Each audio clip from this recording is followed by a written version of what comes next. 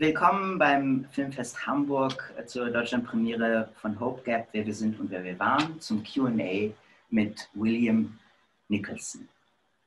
I'm very honored to meet you. For the beginning, I would like to jump back a few years. I heard that you wrote in 1999 a piece for theater, a play called The Retreat from Moscow.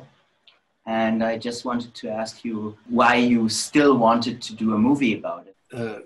Long time ago, I mean, this is a personal story. It's based on the breakup of my parents' marriage when I was about 29 years old. And long time ago, I decided that this was something that would make a good play. And I wrote it as a play called The Retreat from Moscow.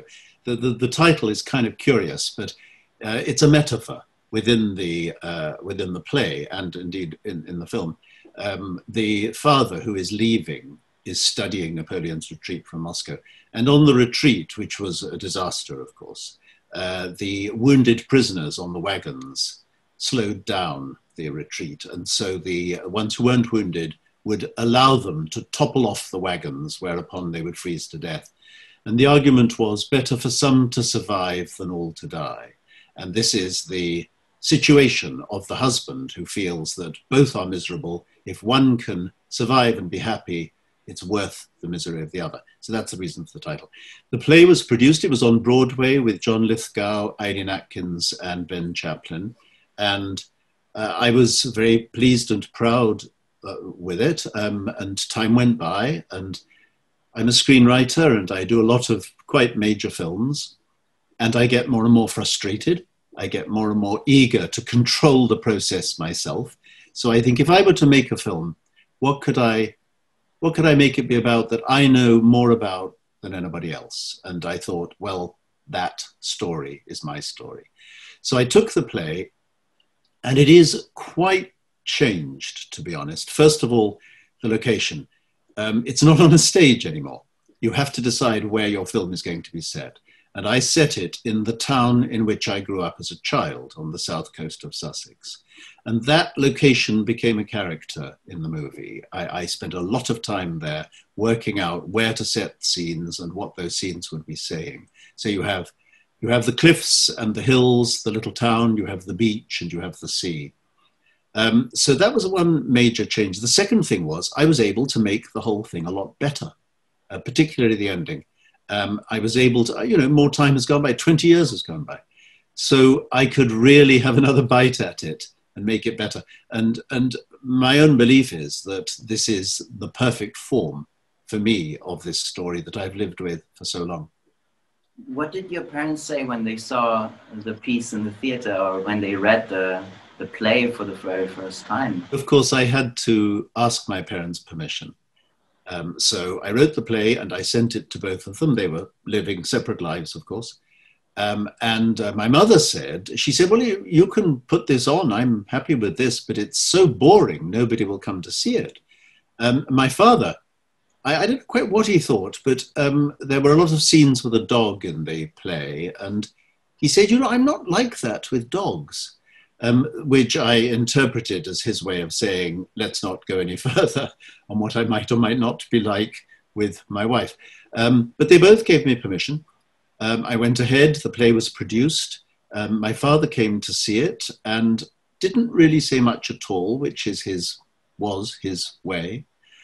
My mother, I think, was devastated. I think seeing it fleshed out on stage hit her very, very powerfully. And she said to me afterwards, so that's why he left. That's what was going on. And I said, to be honest, I don't know. He doesn't talk much. I've tried to imagine him and because I don't have the information. So maybe I'm wrong. And she said, no, that's how it is. And in a weird way, she internalized my play ever after. As you said, there cannot be a cliff on stage, but the cliff is a very powerful and very dangerous element in the story, especially when the son saves the mother from suicide. How did you solve that in the theater? There was none of that at all. I built up all of that because I was able to use the cliffs, which, by the way, you know, that was a real part of our childhood life. No, but the thing that is completely true, both to my life, to the play, and to the film, is the scene in which she says that she wants to not wake up. And the boy says to her, I can't stop you if you want to die. I can't stop you if you're that unhappy.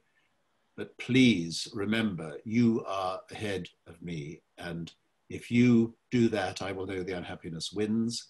And if you survive, I'll know that we can all survive, even the worst unhappiness. Exactly that took place, not in that location, but I said that to my mother. And I've never forgotten. And it was very moving. It was very difficult. I think it made quite an impact on her.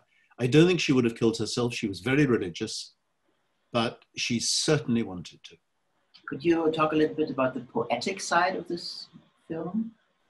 My mother, my real mother, was a great poetry lover, and she knew most English poetry by heart. When I had a breakup of my own, a relationship breakup, she created an anthology for me of consolation. And that gave me the idea. She didn't actually do this as in the film, but she was always creating anthologies. So that gave me the idea to use poetry and to use the fact that when you read a poem that's very good, that touches something that has happened to you, it's very valuable and powerful. And it's because of this feeling, other people have experienced this before you and have thought about it and have perhaps survived. And it makes you feel less lonely. It makes you feel less stupid. It also articulates your own feelings in a way that perhaps you can't articulate them yourself. So I was very keen to build this thread into the film. In the play, there were more poems. I think in film, it's quite hard to get too many poems in. But I wanted to get the idea of poetry and the power of poetry into the film. And it was a tribute to my mother, of course. It's definitely also helpful, you know, to have some words. It's a way you learn something from the movies. In a way. I do feel that very strongly, actually. I mean, I go to movies for lots of reasons. I might go to a movie to be thrilled or to laugh or to be struck with awe and wonder.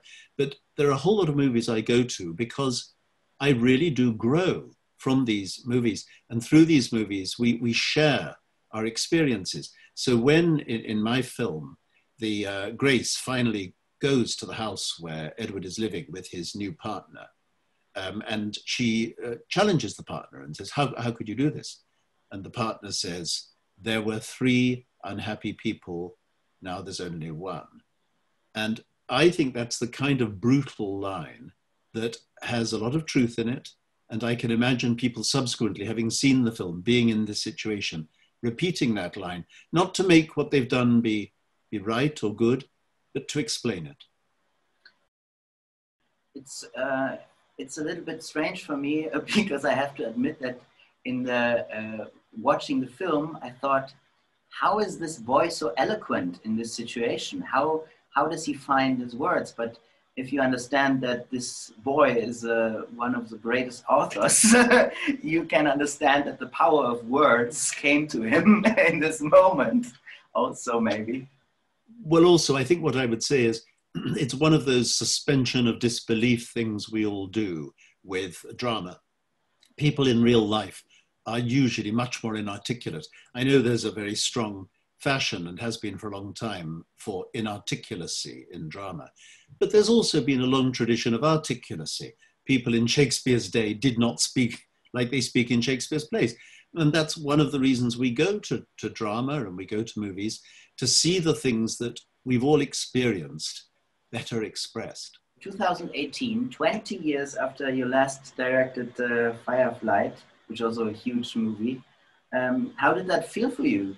Were you anxious? Were you happy to finally do it again? Or how did it feel? I was very, very happy to be back directing. And I hadn't done it for 20 years.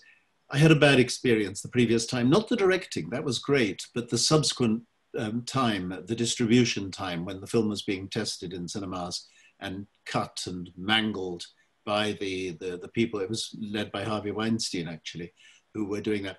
And it made me very miserable. And I thought, I can't do this again. But you know what? Time goes by and the itch comes back. And once I was back, I was so happy. I had a very good cinematographer, and she really, really supported me because, for example, in the scene in the lawyer's office, there are 6 people sitting around a table, all talking to each other.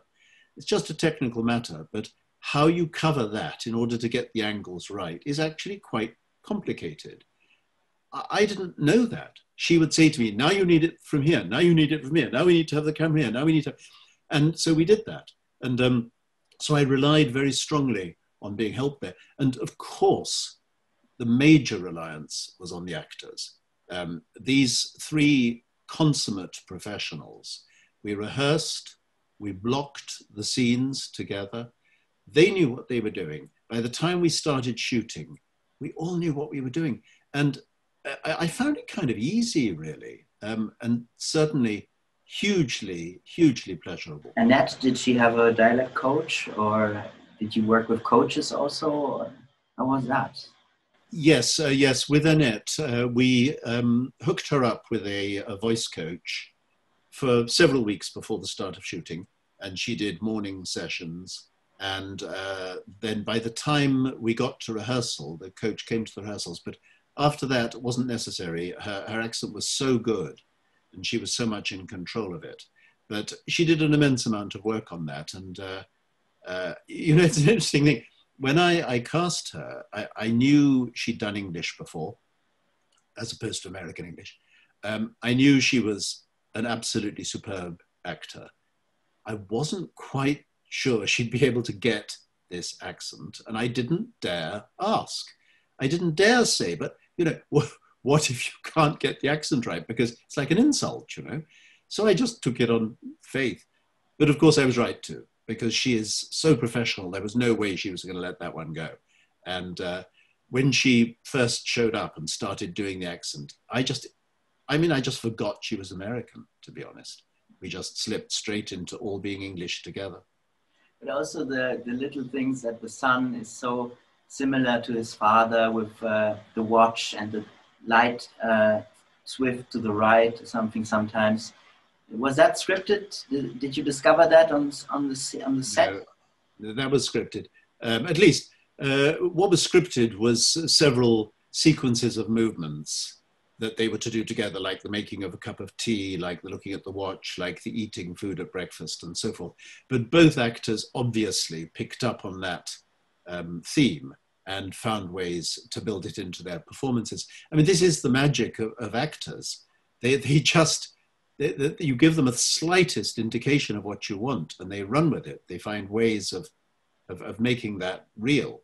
And so I was actually constantly surprised by what they were coming up with, surprised and thrilled. And how are you as a director? How am I as a director?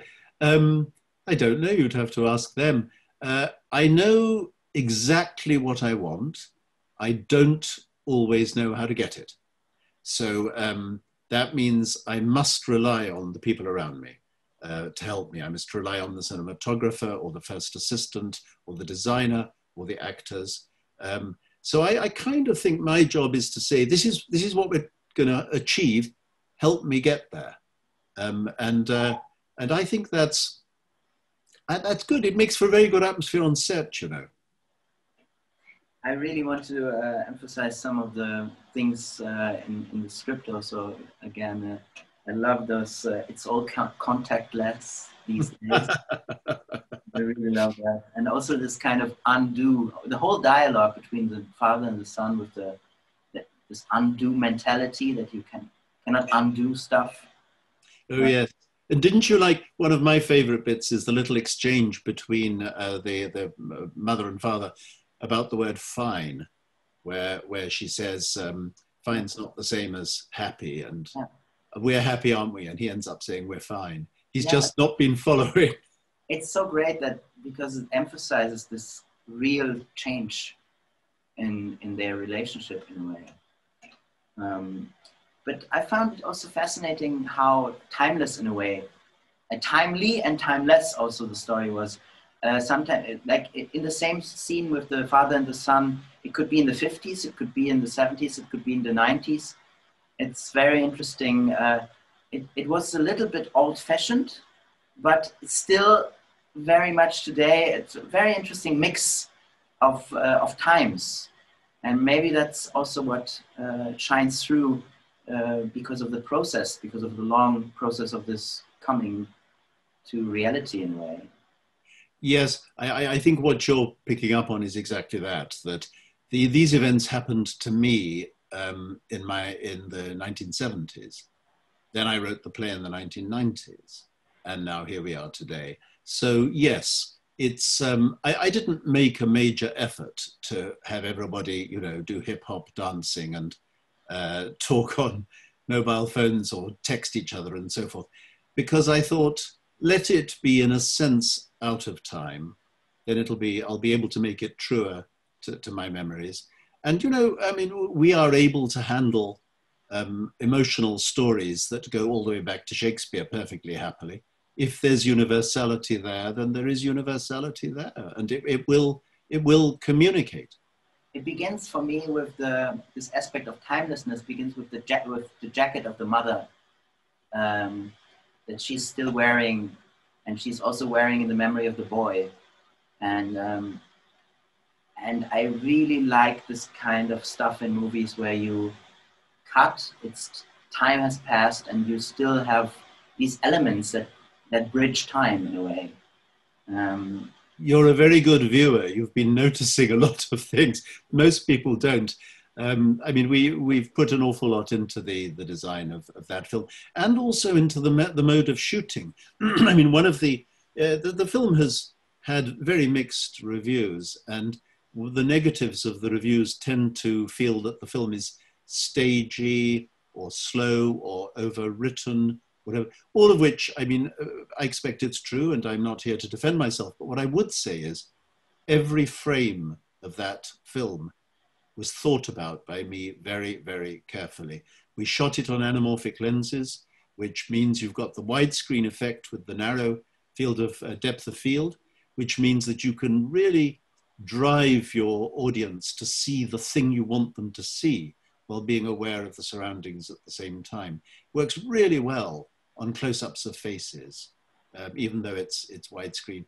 And I mean, I remember walking for ages to find the exact spot to get various shots from that would give a kind of classic frame, lots of straight horizontal lines, the train moving across a built-up stretch of track with sea and sky behind, the way the train comes into the station, all these things, we put a lot of work and thought into it. And I was after something that had a kind of tranquility and symmetry, against which and within which the emotional carnage could take place. Yeah, it's therapeutical. Is that an aspect, or it's not an aspect? It is an aspect, yes. You can't write about something as directly about your own life without it being a kind of process of therapy. It's not why I did it, but it is one of the results. I mean, but to be honest, what happened between my parents and me back then has steered my life ever since.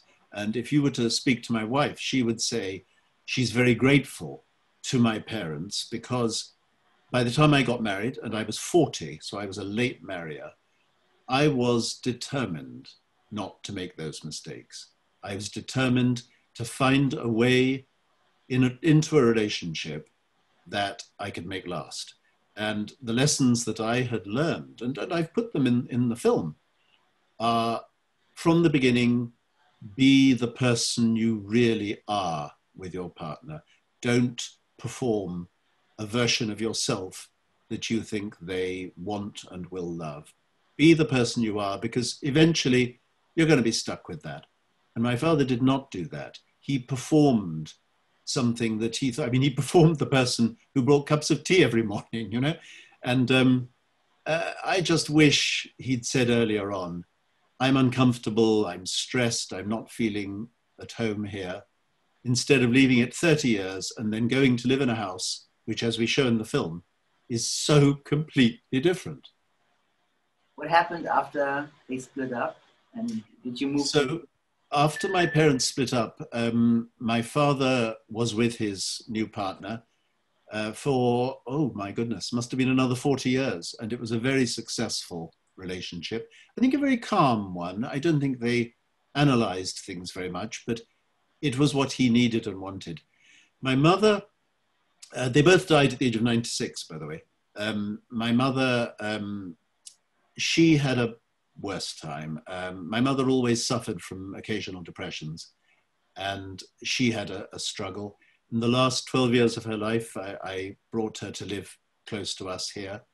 When eventually she died, I phoned my father up and said she died. And he was, said all the right things. And a few days later, he phoned me up and he said, I'm going to get married now.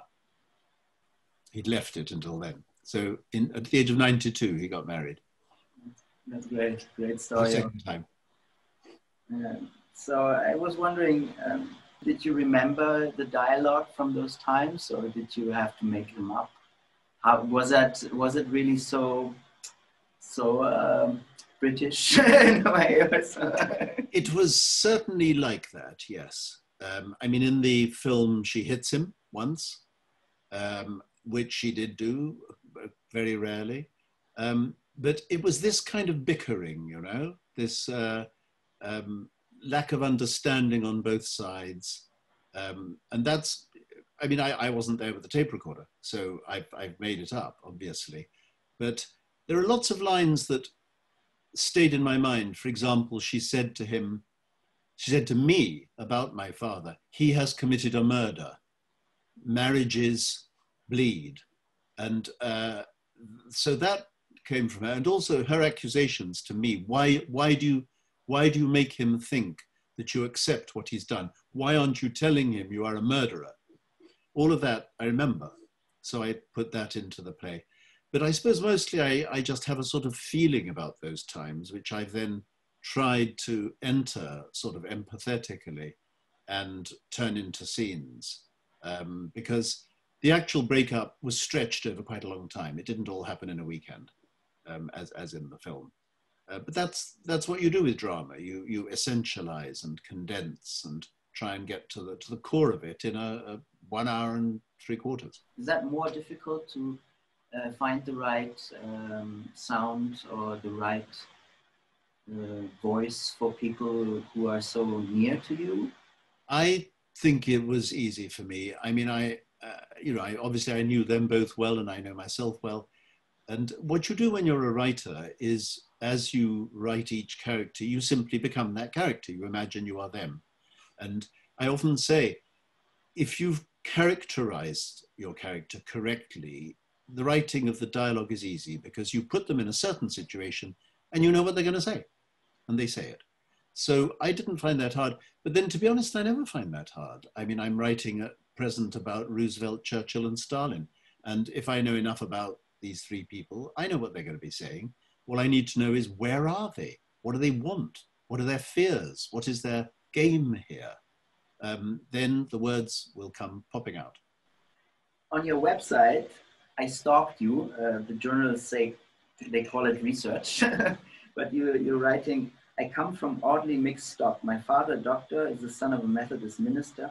My mother, the daughter of a South African Jew, both converted to Roman Catholicism. So when I read this, it's much more colorful and much more, imagining your mother going from Judaism to Catholicism, maybe for your father or for the marriage? Or for No, not at all. Her father was Jewish, her mother was not. They were not practicing Jews at all. So they were nothing. I think my grandmother, sent them to their local equivalent. This was in Johannesburg, of an Anglican church. So what happened was, my mother, when she became an adult, became dissatisfied with what she saw as all this fake religion. She wanted real religion. She wanted hard truth of religion. And they were in Nigeria, where my father was a leprosy doctor. And she came into contact with a lot of white fathers who were Irish missionaries, Catholic missionaries. And she loved them. And they said to her, you know, God is, we know all about God. The Catholic Church has all the answers. We've got it all sorted out. And why don't you join? And this attracted her very much. So I was about 7 years old when she became a Catholic. She then sort of force converted my father, who was always very appeasing. We were too little to resist, so I got converted. And I then had a Catholic education. I think my father's so-called Catholicism dropped away when he left my mother. But my mother remained very, very committed to the Catholic. You know, she said, isn't it wonderful? The Catholic Church has actually got all the answers. So I thought, fine. Okay, I really love to talk to you. I enjoyed this film a lot, especially the acting and the writing. And I hope we will see much more from you as a director and a writer, probably. Thank you so much. Thank you.